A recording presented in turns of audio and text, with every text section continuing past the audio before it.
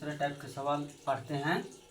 यदि 3a बराबर 5b तथा 2a बराबर 3c है तो a रेशियो c का मान बताना है। ठीक है, चलिए हम प्रश्न से चलते हैं। बोल रहा है कि 3a बराबर 5b है ना, और 2a बराबर 3c, 2a बराबर 3c। तो चलिए इसको हम ऐसे कर सकते हैं, लिख सकते हैं कि a रेशियो b बराबर 5 रेशियो 3। इसको कर सकते हैं a रेशियो c बराबर 3 रेशियो 2। चलिए a और ये है बराबर इधर a और ये को क्या करेंगे हम बराबर करेंगे। इसको 3 और 5 तो क्या हो जाएगा 3 पंक्ति यही के 15, 3 यही 9 पंक्ति यही हो जाएगा 15। ये दोनों बराबर है। तो हमको पूछ रहा था ए और सी, ए रेशियो सी पूछ रहा था कि इसको में ए कौन है 5 है, ये 15 है। तो चलिए 15 लिख दिए, 15 रेशियो। इसको में सी पूछ रहा था, सी कौन हो जाएगा, ए है ये, बी है ये, तो सी यही हो जाएगा ना, यानी कि 10। इसी को काट देते हैं कि 3 × 5 = 15 और 2 × 5 = 10, छोटा कर दिए। यानी हमको क्या मिल जाएगा 3 रेशियो 2। ये क्या हो जाएगा हमारा आंसर। यदि ए का 60% तथा बी का 3/4 है तो ए रेशियो बी का मान बताना है। ठीक है, चलिए बिल्कुल आसान है, बनाते हैं इसको, देखते हैं कि ए का मतलब क्या होता है गुना। 60% परसेंटेज के मतलब क्या होता है 100, यानी अपने आप में 100 होता है। ठीक है तथा क्या पूछ रहा है, तथा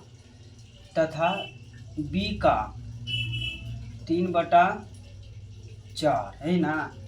तो चलिए इसको हम तोड़ते हैं अगर इसको हम काटेंगे 1 0 से 1 0, 3 दूनी 6 तो 5 दूनी के 10, 3 5, यानी कि 3 से ए में गुना करेंगे तो 3a और बटा 5 हो जाएगा बराबर। इसको इसमें गुना करेंगे तो 3b और बटा हो जाएगा 4। चलिए तब इसको क्या करेंगे, इससे इसमें गुना कर देंगे तो 4 यही 12 ये बराबर, इससे इसमें करेंगे तो 5 यही कि 15b। अब हमको पूछ क्या रहा था ए रेशियो बी, यानी ए रेशियो बी बराबर क्या हो जाएगा 15 रेशियो 12। इसको काटेंगे तो 4 यही के 12 और 5 यही 15, 5 यही 15 और 4 यही के 12 है ना, यानी 5 15 और 4 यही के 12। हमारा ये क्या हो जाएगा, ये हमारा आंसर हो जाएगा। चलो यदि एम का 10% बराबर एन का 20% है तो एम और एन पूछ रहा है। ठीक है, बिल्कुल वैसा ही सेम सवाल है, दूसरा क्वेश्चन है, देखते हैं।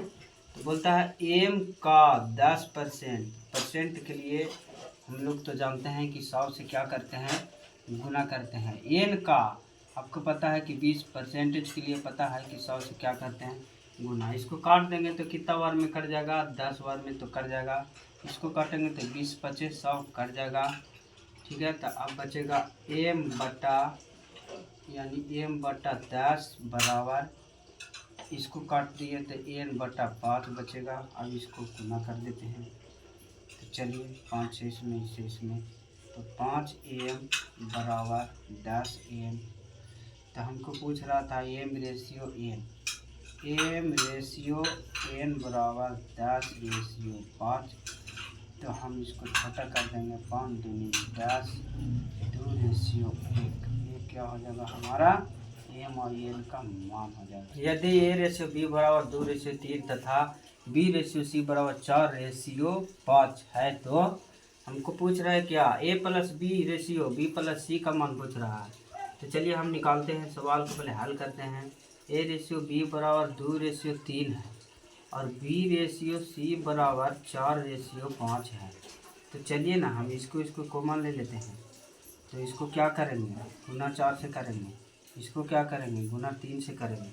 तो न्यू रेशियो क्या मिल जाएगा हमारा, न्यू रेशियो हमारा मिल जाएगा 4 दूनी 8, 4 यही 12, 3 चौके 12 और ये 15। ये तो हमारा कॉमन था। तो चलिए हम ए बराबर कितना हो जाएगा, ए बी सी, ए बराबर 8, बी बराबर 12, सी बराबर 15। अब पूछ रहा था ए प्लस बी, यानी A plus B ratio B plus C. तो ए का मान कितना है, 8 है, और बी का मान कितना है, 12 है। रेशियो बी का मान 12 प्लस सी का मान कितना, 15। अब क्या करेंगे इसको, 12 8 कितना होता है, 20 रेशियो, और 15 और 12 कितना होता है, 5 2 7 और 1 1 2 7। कटेगा, नहीं कटेगा, नहीं कटेगा तो क्या हो जाएगा, यदि x रेशियो y बराबर 3 रेशियो 1 है तो x की पावर q माइनस वाई की पावर q रेशियो x की पावर q प्लस वाई की पावर q बराबर क्या होगा, मान पूछ रहा है।